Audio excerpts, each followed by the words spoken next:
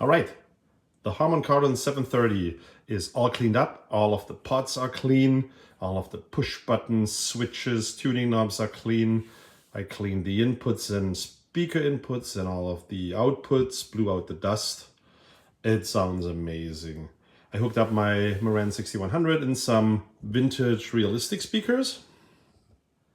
And I'll just play a private press banjo music record so I don't get into issues with YouTube.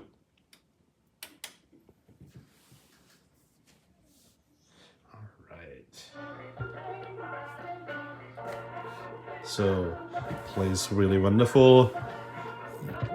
Balance. Works nicely, no more scratching. I have 2 phono inputs and FM tuner, all nice.